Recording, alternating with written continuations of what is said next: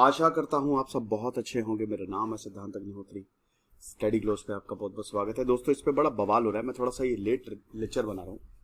आपको बताइए कि 2 दिन पहले राजनाथ सिंह ने एक स्पीच दी और उस पर काफ़ी बवाल हो गया। उन्होंने सावरकर को बोला कि मतलब ये आपको बताइए कि जो हमारे वीर सावरकर हैं, बहुत बड़े क्रांतिकारी, बहुत बड़े।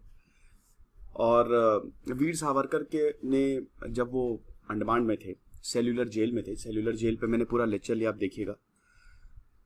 तो उन्होंने 6 मर्सी पिटिशंस लिखी 1911 से लेकर 1920 तक। उनकी हेल्थ बहुत ज़्यादा खराब होती जा रही थी। उन्होंने मर्सी पिटिशंस लिखे और उसके बाद उनको छोड़ा गया। अब यहाँ पे राजनाथ सिंह का ये कहना है कि गांधी जी ने वीर सावरकर को बोला कि आप मर्सी पिटिशन लिखिए। तो इस पर काफ़ी ज़्यादा डिबेट हो रही है। हम जानेंगे फिलहाल सच्चाई। चैनल को सब्सक्राइब करें। इंस्टा पे आपको न्यूज़ और बहुत सारे अनाउंसमेंट देखने को मिलेंगे। पहले हम थोड़ा वीर सावरकर के बारे में जान लेते हैं। विनायक दामोदर सावरकर भारत के बहुत बड़े क्रांतिकारी। 28 मई 1883 में इनका जन्म हुआ। चित्पवन ब्राह्मण थे ये। मराठी ब्राह्मण फैमिली में इनका जन्म हुआ।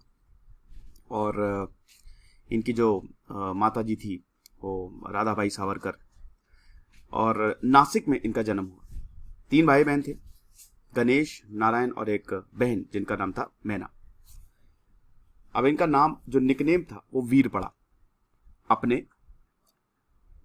आइडियोलॉजी की वजह से। ये बहुत ही ब्राइट स्टूडेंट थे, बहुत ही ब्राइट। और बचपन में ही भैया इनके जो विचार थे वो कमाल के थे कि ब्रिटिशर से लड़ेंगे। इनकी लाइफ ना बड़ी लंबी है, आप 4 पार्ट में डिवाइड कर सकते हैं। पहले तो एक रोमांटिक रेवोल्यूशनरी कि भाई क्रांतिकारियों की तरह इन्होंने काम किया। इन्होंने मित्र मेला, यूथ ग्रुप को ऑर्गेनाइज किया, मित्र मेला, और बोला कि जितने भी रेवोल्यूशनरी थे उनको बुलाया। इनके भाई भी, गणेश सावरकर भी इनके साथ थे, और बोला कि आप आइए, ज्वाइन करिए इसको, और हमको ब्रिटिशर के साथ लड़ना है। पुणे में फर्ग्यूसन कॉलेज में इन्होंने दाखिला लिया और उसके बाद फिर आगे की पढ़ाई करने इंग्लैंड चले गए। अब इंग्लैंड में ये इंडिया हाउस में रहते थे। एक हॉस्टल था, वो श्याम कृष्ण वर्मा ने उसको फाउंड किया था, आपको पता ही है। तो वहां पे रहते थे। वहां पे पहली बार ऐसा बोला जाता है कि गांधी जी से इनका सामना हुआ। उस समय गांधी जी गांधी जी बहुत बाद में 1915 में आए। तभी तक तो वो एक वेल स्टैब्लिश्ड लॉयर थे, और गांधी जी साउथ अफ्रीका में थे, और वहां पे सत्याग्रह का सोच रहे थे कि किस तरीके से सत्याग्रह किया जाए। रेशियल डिस्क्रिमिनेशन बहुत होता है वहां पे। तो उस समय वो विनायक दामोदर सावरकर से उनकी मुलाकात हुई, और विनायक दामोदर सावरकर, वीर सावरकर जो है वो अपने घर में, आपको बता दो कि Veer Savarkar hard core non vegetarian थे, बहुत नॉनवेज खाते थे। तो वीर सावरकर के हॉस्टल में जब भी गए गांधी जी, तो प्रॉन्स बना रहे थे। बहुत बहुत फेमस वाक्य है। तो भाई तो उनसे पूछा, जब प्रॉन्स बन गया तो गांधी जी से पूछा कि आप प्रॉन्स खाएंगे? तो महात्मा गांधी ने बोला कि नहीं नहीं, मैं वेजिटेरियन हूँ, मैं शाकाहारी हूँ। तो वीडी सावरकर ने बोला कि आप शाकाहारी हैं तो आप कैसे ब्रिटिशर को मतलब एक, जब तक आप एनिमल प्रोटीन आपको नहीं मिलेगा तब तक आप ब्रिटिशर को कैसे भगा पाएंगे? तो एक वाक्य था। काफी ज्यादा इंस्पायर्ड थे ये बाल गंगाधर तिलक, बिपिन चंद्रपाल, लाला लाजपत राय। और इन्होंने मतलब he was very bright, he was very very intelligent. अब हम ये देखते हैं कि जब ये इंग्लैंड गए तो इन्होंने काफी ये किताबें लिखी। किताबें इन द सेंस की, वैसे तो वीर सावरकर ने किताबें लिखी हैं, 5 किताबें आई है इन्होंने। एक हिंदुत्व पे पूरा इन्होंने किताबें लिखी है, लेकिन इनकी सबसे फेमस बुक है the war of independence 1857, Indian war of independence. Actually क्या था ना कि अभी तक हम ओल्ड कैम्ब्रिज अप्रोच या ब्रिटिश अप्रोच पढ़ते जा रहे थे। 1857 कुछ नहीं था, ये सिर्फ एक आप सब कह सकते हो सिपॉय म्यूटनी। अभी भी कुछ किताबों में आपको सिपॉय म्यूटनी मिलेगी, but it was not sepoy mutiny, it was a full fledged war. Bharat का पहला वॉर ऑफ इंडिपेंडेंस था ये वीर सावरकर की किताब से ही पता चला लोगों को। हालांकि वीर सावरकर की किताब जो है वो बैन हो गई थी। उसके बाद मैडम भीकाजी कामा ने इनकी किताब को स्मगल किया था, स्मगलिंग हुई थी इनकी किताब की, कि ये लोगों तक जाए, लोगों तक पहुंचे। ये सारी चीजें हुई थी। तो ये कमाल की इनकी किताब थी, जो कि बहुत ज्यादा फेमस हुई।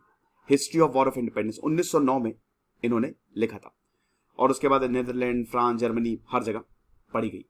उसके बाद फिर ये मदन लाल ढींगरा इनके फॉलोअर थे और सावरकर के दोस्त थे।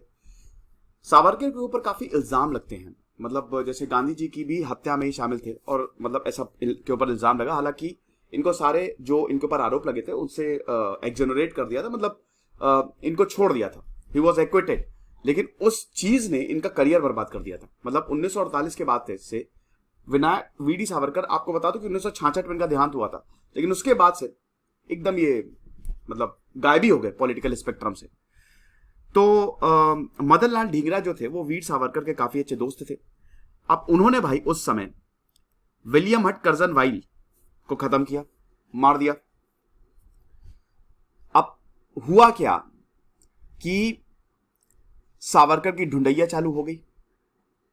ऊपर से रेवोल्यूशनरी एक्टिविटीज कर ही रहे थे, लंदन, मुंबई, पुणे और नासिक, और ऐसा बोला गया कि भाई इसमें ये भी शामिल हैं।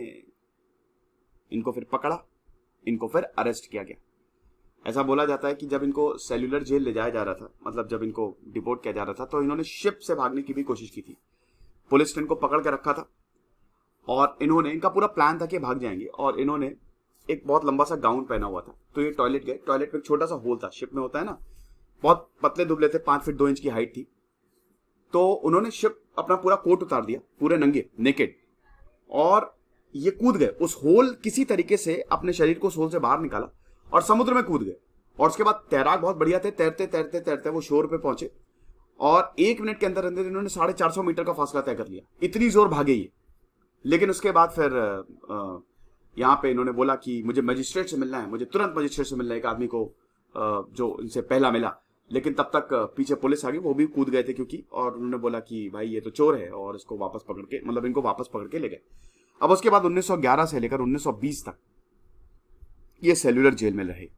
अब भाई सेल्यूलर जेल तो आपको पता ही है, मैंने तो भैया वो कितनी खौफनाक जेल थी। आज तो वो एक टूरिस्ट स्पॉट है अंडमान एंड निकोबार में, और वो कितनी ज्यादा खौफनाक जेल थी। वहां पे भाई एकदम जो सेल्स थे वो एकदम आइसोलेटेड थे कि कोई किसी से बात नहीं कर सकता था। आप जहां पे खाते थे उसी जिस चीज में जो कटोरा आपको दिया जाता था उसी में आपको मल त्यागना पड़ता था, वही धोना पड़ता था, वही बहुत बुरी हालत है। तो भाई क्या हुआ कि धीमे धीमे धीमे इनकी हालत खराब होने लगी, इनकी हेल्थ खराब होने लगी। हालांकि इसमें एक काउंटर एग्रीमेंट ये भी दिया जाता है कि भाई देखो सावरकर की हेल्थ तो नहीं खराब हुई थी, क्योंकि जब वो गए वहां पे तो 112 पाउंड उनका वजन था, और जब वहां से छूटे 1920 में तब उनका जो वजन था वो 126 पाउंड था। तो कोई वजन कैसे बढ़ा लेगा। एनीवे, तो वहां पे इनकी हालत बहुत खराब होने लगी, और उसके बाद इन्होंने एक के बाद एक मर्सी पिटीशन लिखना शुरू किया। 1913 में, 1915 में, 1917 में। शुरुआत की मर्सी पिटीशन जो है वो ज्यादा कुछ खास थी नहीं, लेकिन बाद की मर्सी पिटीशन बहुत ज्यादा खास थी। 5 मर्सी पिटीशन लिखी, लेकिन छठी मर्सी पिटीशन जो लिखी, अब कुछ लेटर्स है जो एक्सचेंज हुए थे, उसमें ऐसा बोला जाता है कि गांधी जी ने एडवाइस करी थी सावरकर को। ठीक है, फिलहाल अभी अब ये तो चलिए हमने वीर सावरकर की कहानी देख ली। ठीक है, अब क्या हुआ है, इतनी ज्यादा डिबेट क्यों हो रही है, अब हम ये देख लेते हैं। हिस्ट्री देख लिया, अब हम इसको करंट अफेयर से, इन्होंने कहा हाँ करंट अफेयर से इसमें हम इनको मतलब इसको अब हम रिलेट करते हैं। अब इसे हम पहले हम आगे बढ़ते दोस्तों, हमारी नवरात्रि सेल लाइव है, आप नवमी कोड यूज करिए, सारे कोर्सेज में 25% ऑफ है। तो इस पे बवाल इतना ये हो रहा है, अच्छा ये भी प्रमोशन करता हूं हमारा बैंकिंग का शानदार कोर्स वीडियो ऑन डिमांड, हमारा पूरा का पूरा कंटेंट हमने एक जगह ऑर्गेनाइज करके आपको देना है। बहुत ही बेहतरीन कोर्स है दोस्तों, इससे कोई भी एग्जाम निकल जाएगा। तो भाई हमारे जो डिफेंस मिनिस्टर हैं राजनाथ सिंह ने ये बोला है कि भाई बहुत सावरकर को लेकर काफी ज्यादा भ्रम फैलाया जाता है, और ये बोला जाता है कि उन्होंने मल्टीपल मर्सी पिटीशंस फाइल की। अब देखिए इसमें 2 चीज हैं, ये भगत सिंह से अक्सर इनको कंपेयर किया जाता है कि भगत सिंह ने गोली खाई थी सीने पे, और भगत सिंह ने एक बार भी मर्सी पिटीशन फाइल नहीं की थी। हालांकि आपको बता दूं कि भगत सिंह के पिताजी ने ये एक पूरी कमेटी बनाई थी कि मर्सी पिटीशन फाइल की जाए, लेकिन भगत सिंह ने इसका बहुत ही कड़ा विरोध किया था कि कोई ऐसा नहीं। उनको पता था, ये बात एकदम स्पष्ट थी कि जिस दिन वो असेंबली हॉल में घुसेंगे, बम फोड़ेंगे, उस दिन फांसी तय है, और ये बहुत जरूरी भी है।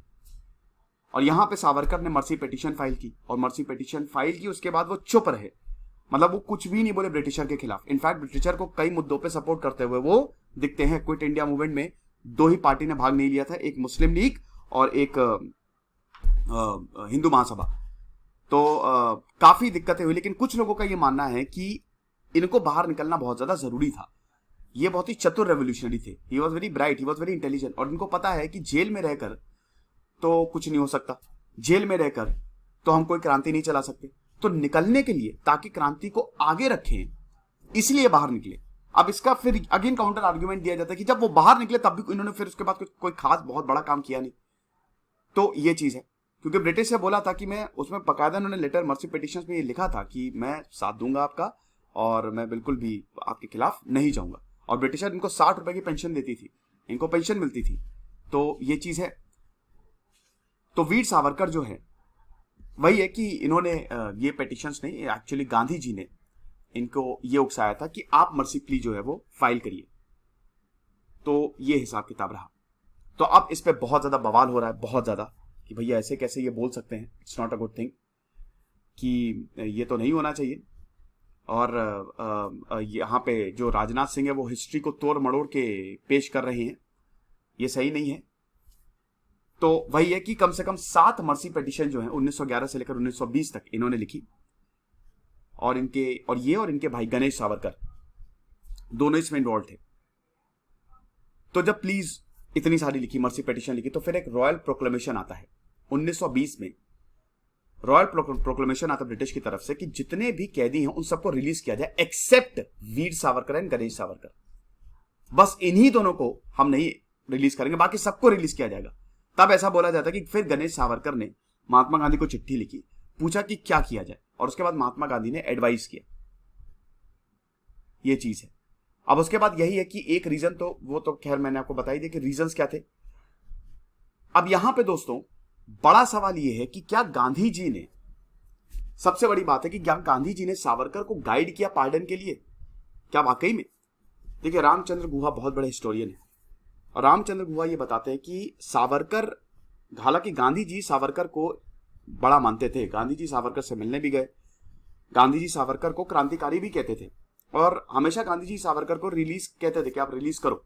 हालांकि गांधी जी सबके लिए कहते थे, ऐसा बोला जाता है भगत सिंह के लिए उन्होंने ट्राई नहीं किया, लेकिन बहुत बहुत बहुत ज्यादा ट्राई किया था। वो इतिहास में है, किताबों में दर्ज है। वो तो खैर एक प्रोपेगेंडा फैलाया जाता है, व्हाट्सएप यूनिवर्सिटी आजकल कुछ ज्यादा ही प्रॉपरली एक। तो रामचंद्र गुहा ये कहते हैं कि दोनों के बीच में राइवलरी थी। गांधी जी सावरकर के आइडियोलॉजी से बिल्कुल सहमत नहीं थे वो, तो दोनों के बीच में राइवलरी तो उनको देखने को मिलती है। अब देखिए, सावरकर गांधी जी को बिल्कुल पसंद नहीं करते थे, वो फूटी आंख नहीं सुनाते थे। 1909 में सावरकर ने ओपनली अब्यूज किया था गांधी को, और बहुत ज्यादा पर्सनल थी, जो गांधी जी के खिलाफ हेट्रेड थी काफी ज्यादा पर्सनल थी। इनफैक्ट जब गांधी जी की वाइफ कस्तूरबा मरी थी तो सावरकर ने कंट्रीब्यूट, क्योंकि इनकी मेमोरी में फंड एस्टैब्लिश किया जा रहा था, तो सावरकर ने बोला था कि गांधी जी ने तो कभी भी किसी, जिन्होंने, जो हमारे शहीद हुए हैं या जिन औरतों को लटकाया गया है, उन पे तो कभी गांधी जी ने आंसू नहीं बहाए, तो मैं क्यों उन पे आंसू बहाऊं, मैं क्यों उनकी बीवी की मौत पे आंसू बहाऊं। 1920 में सावरकर यंग ब्रदर नारायण राव ने कि गांधी जी को पूरा का पूरा लेटर लिखा था, ये जो जैसा कि मैंने बताया कि आप मतलब क्या करें, आप बताएं एक लॉयर के तौर पे क्या करना चाहिए, क्या मर्सी पिटीशन फाइल किस तरीके से फाइल करनी चाहिए। तो गांधी जी ने सुझाव दिए थे फिर कि आप ऐसा ऐसा करो। तो पहले 6 लेटर तो वही है कि एडवाइस की किस तरीके से हम अपने भाई को निकाल सकते हैं। यहाँ पे रॉयल प्रोक्लेमेशन हुआ, इन दोनों को नहीं छोड़ा गया। तो गांधी जी ने एक हफ्ते बाद रिप्लाई भेजा, तो उसमें उन्होंने लिखा गांधी जी ने कि it is difficult to advise you, लेकिन मैं तुमको ये सजेस्ट करने वाला हूं। I suggest however framing a brief petition setting forth facts of case bringing out in clear relief the fact that offense committed by your brother was purely political। तो गांधी जी ने यही बोला कि यही लिखा था कि मैं तुमको ये एडवाइस करता हूं कि जो फैक्ट है, ठीक है, पिटीशन इस बार तुम पैसे पिटीशन फाइल करो कि फैक्ट्स लिखो, और जो भी पॉलिटिकल मतलब जो तुम्हारी गिरफ्तारी हुई है, तुमको जो रखा जा रहा है, तुमको और तुम्हारे भाई को प्योरली पॉलिटिकल है। हालांकि कुछ मंथ बाद गांधी ने एक केस बनाया ताकि इनको रिलीज कैसे किया जा सके। यंग इंडिया जो कि एक वीकली पेपर था, उसमें लिखते हैं कि सावरकर ब्रदर्स मतलब they did not entertain any revolutionary ideas. ये गांधी जी ने लिखा, गांधी जी ने एक तरीके से वीर सावरकर की हेल्प की, तो इसमें बुराई क्या है, मुझे समझ में नहीं आ रहा है। ये चीज है। अब यहां पे ये बताते हैं कि दोनों ही एक दूसरे को काफी ज्यादा अपोज करते थे, ठीक है। अब गांधी जी का इंटरवेंशन यही था, जब गांधी जी आए, मतलब शुरुआत से नहीं, लास्ट में उन्होंने एक लेटर लिखा, लेकिन हाँ गांधी जी ने एक एडवाइस दी थी सावरकर को। लेकिन ये बोलना कि गांधी जी ने ही पूरा जो एक पिटीशन थी, क्योंकि गांधी जी तो 1915 में, इनको 1911 में मर्सी पिटीशन इनकी 1911 से स्टार्ट हो गई थी, ये चीज है। तो गांधी जी का इंटरवेंशन वो भी बहुत बाद में 1920 में, तब जाके इनके भाई ने गांधी जी से, जब इतनी मर्सी पिटीशन फेल हो गई, तब फिर फाइनली इनके भाई ने इनको गांधी जी को लेटर लिखा कि आप बताइए। तो ये चीज है। अब वही है कि इस पे काफी ज्यादा डिबेट रहता है लेकिन हाँ, पेटिशंस, देखिए एक क्रांतिकारी को तो पेटिशंस वैसे नहीं लिखना चाहिए, लेकिन इन पे काफी बवाल रहता है कि कुछ लोग बोलते हैं कि भाई बहुत जरूरी है बाहर से ही चीजों को करना। और वैसे बता दूं कि सावरकर टू नेशन थ्योरी में भी काफी ज्यादा विश्वास रखते थे। और सावरकर ने अपने हिंदुत्व जो उनकी किताब उसमें ये लिखा था कि भाई देखो, पुण्य भूमि है भारत, अब जिनकी पुण्य भूमि है वही यहाँ पे रहेंगे। अब पुण्य भूमि किसकी है? यहाँ से जैनिज्म निकला, यहाँ से बुद्धिज्म निकला, हिंदुइज्म तो खैर निकला ही निकला, यहाँ से सिखिज्म निकला, लेकिन इस्लाम और क्रिश्चियनिटी यहाँ से नहीं निकली। तो ये देश कभी इस्लाम और क्रिश्चियंस का हो ही नहीं सकता, क्योंकि ये उन पुण्य भूमि है ही नहीं उनकी। तो ये चीज है। और उसके बाद फिर यहाँ पे डॉक्टर संपत ये भी बताते हैं कि सावरकर एक पोलराइजिंग फिगर की तरह रहे। मैं सिर्फ हिस्टोरियंस को कोट कर रहा हूं दोस्तों, मैं अपना भी मत बता दूंगा आपको लास्ट में। तो सावरकर एक मैन ऑफ कॉन्ट्रडिक्शन थे। एक समय पे हम देखते हैं he was very outspoken political voice for Hindus and he was a rationalist. On the other hand, जो हिंदू सुपरस्टिशन, हिंदू में जो भी कुप्रथाएं होती हैं, देखिए एक चीज मैं आपको बताना चाहता हूं कि ये बिल्कुल बात सही है कि जितने भी बहुत बड़े रिलीजियस थिंकर्स हुए वो अपनी पर्सनल लाइफ में बहुत ज्यादा रिलीजियस नहीं थे। मोहम्मद अली जिन्ना कभी कुरान नहीं पढ़ते थे, कभी भी। He was purely British. उनके बाद पूरा पाकिस्तान बन गया उनके नाम पे, लेकिन मोहम्मद अली जिन्ना सिर्फ और सिर्फ, उनको कोई मतलब ही नहीं था यार, वो सिर्फ अपनी पॉलिटिकल सियासी रोटी सेक रहे थे। और यहां पे सावरकर पे भी हमको एक चीज देखने को मिलता है, इन्होंने हिंदू प्रथाओं को बहुत ज्यादा रोक लगाई, काफी चीजें, ठीक है। तो ये चीज है। तो मतलब दो चीजें हमको देखने को मिलती है। कभी भी गाय की वर्शिप नहीं करते थे। He did not worship guy, cow. बोलते थे कि हाँ गाय एक जानवर है, लेकिन वर्शिप आप नहीं कर सकते उसकी। और उसके बाद फिर आपको पता ही है कि जैसे ही सावरकर का नाम आया गांधी जी की किलिंग्स में, उसके बाद फिर बड़ी दिक्कत हुई। गांधी जी की किलिंग्स में जब इनका नाम आया तो इनका पॉलिटिकल करियर जो है वो एंड हो गया। और हालांकि इनको एक्विट कर दिया गया था, नाथूराम गोडसे का आना जाना था, इनको एक्विट कर दिया गया था कि इसमें इनका इन्वॉल्वमेंट नहीं है। 83 साल की उम्र में इनका देहांत हुआ था 1966 में। 28 साल इन्होंने जेल में बिताए थे। बहुत बहुत बड़ा, ये समझिए अपना आधे 1/3 जीवन इन्होंने अपना जेल में ही बिता दिया था। ये चीज है। तो जब 2014 में सरकार आई थी बीजेपी की, तो नरेंद्र मोदी ने वीर सावरकर की, मतलब गांधी के ऑपोजिट वीर सावरकर की तस्वीर है, तो मोदी जी ने सावरकर के तस्वीर पे माला चढ़ाई थी। तो अब यही बोला जाता है ना कि अब वही है कि अगर आप सावरकर पे माला चढ़ा रहे हो, बहुत सारे हिस्टोरियंस का ये मानना है, तो फिर आप गांधी जी को पीठ दिखा रहे हो। तो गांधी जी को चढ़ा रहे हो तो फिर आप सावरकर को पीठ दिखा रहे हो। यानी कि या तो सावरकर एक हीरो है या विलन है, इन बिटवीन कुछ नहीं है। लेकिन मेरे हिसाब से इन बिटवीन है। मैं सावरकर को एक हीरो ही मानता हूं, वीर सावरकर को। रेवोल्यूशनरी थे, भारत के लिए बहुत ज्यादा काम किया, बहुत ज्यादा काम किया। हाँ, कुछ चीजों ने बहुत गलत की। देखिए भाई देखो, जो चीज हमको अंधभक्ति किसी की नहीं करनी है। जो चीज सही है आप उसको सही बोलेंगे, जो चीज गलत है आप उसको धड़ल्ले से गलत बोलिए। मेरे हिसाब से भगत सिंह जैसा रेवोल्यूशनरी होना चाहिए। क्रांतिकारी की जो एग्जैक्ट परिभाषा है उसमें भगत सिंह ने क्रांति को डिफाइन कर दिया कि ऐसे लाते हैं क्रांति, है ना। तो ये चीजें, लेकिन वीर सावरकर ने भारत के लिए बहुत बहुत बड़ा योगदान दिया, बहुत बड़े रेवोल्यूशनरी थे। लेकिन ऑन दी अदर हैंड हम ये भी नहीं नकार सकते कि बाद में जब मर्सी पिटीशन, जब इनको रिलीज किया गया, तो उन्होंने ब्रिटिशर के खिलाफ कुछ भी नहीं बोला, कुछ भी। उसके बाद 1920 के बाद सावरकर का बहुत ज्यादा पॉलिटिक्स में भी, मतलब हिंदू महासभा इन्होंने ज्वाइन किया, लेकिन बहुत एज सच इनका बहुत इन्फ्लुएंस हमको देखने को नहीं मिलता है, राइट। तो ये चीज है। हिंदू महासभा के 1937 में इनको प्रेसिडेंट भी बनाया गया और 1943 तक 6 साल तक ये प्रेसिडेंट रही है। और वही है कि काफी ज्यादा दिक्कतें हुई। क्विट इंडिया मूवमेंट में मतलब इन्होंने ज्यादा पार्ट नहीं लिया था। और इनफैक्ट जो गांधी जी का इनिशिएटिव था, जब जिन्ना से मिलने गए थे जब गांधी जी जिन्ना से मिलने गए थे, तो बहुत ज्यादा प्रोटेस्ट भी किया था वीर सावरकर ने। और सावरकर के ही अंडर हिंदू महासभा और मुस्लिम लीग दोनों ने ही क्विट इंडिया मूवमेंट में पार्ट नहीं लिया था। इंडियन नेशनल कांग्रेस की बहुत मैसिव विक्ट्री भी हुई थी इंडियन प्रोविंशियल 1937 में। मुस्लिम लीग और हिंदू महासभा नहीं जीते थे। तो ये सारी चीजें हुई थी। 1966 में इनका देहांत हुआ। एक रेवोल्यूशनरी थे वीर सावरकर। तो ये हिसाब किताब है। गांधी जी ने सावरकर को एक्चुअली में गाइड नहीं किया। हाँ, एक एडवाइस जरूर दी थी गांधी जी ने, एक लेटर जरूर लिखा था सावरकर को, लेकिन ऐसा बोलना शायद राजनाथ सिंह को ये क्लियर करने देना चाहिए था। उन्होंने तो ऐसा बोल दिया, मतलब उनका जो स्टेटमेंट है वो ऐसा लग रहा था कि वो ऐसा बोलना चाह रहे कि गांधी जी की ही ने सावरकर को बोला कि आप प्ली लिखो। वो मेरे ख्याल में सही नहीं है, ये आधा सच है। तो मेरे ख्याल में आपको पूरा सच पता होना चाहिए। फिलहाल ठीक है, डेमोक्रेसी, हर कोई कुछ भी बोल सकता है। हमारे डिफेंस मिनिस्टर हैं राजनाथ सिंह ने भी शानदार काम किया हुआ है भाई, और एक जबरदस्त पर्सनालिटी वो भी रहे हैं। तो ये लेक्चर था, आई होप आपको पसंद आया होगा। चलो भाई बताओ, और किसकी किसकी बायोग्राफी आपको चाहिए, कमेंट बॉक्स में बताओ। अब देखिए, कमेंट बॉक्स में उल्टे सीधे कमेंट मत करिएगा, मैं कमेंट सॉल्व कर दूंगा, वरना अपने जो भी आपके मत है वो आप रखिए। मैंने आपको बता दी जो फैक्ट्स हैं, जो किताबों में लिखा है, जो लेटर्स, जितनी भी चीज़ें हैं, वर्क्स ऑफ गांधी और वर्क्स ऑफ सावरकर, जो उनमें बातचीत हुई। अब उस समय व्हाट्सएप तो था नहीं, पता चला व्हाट्सएप ग्रुप बना के मैसेज कर रहे हैं। अब समझ लो सब कुछ चिट्ठियों से ही होता था। खुश रहिए, पढ़ते रहिए। जैसे सिद्धांत अग्निहोत्री साइनिंग ऑफ।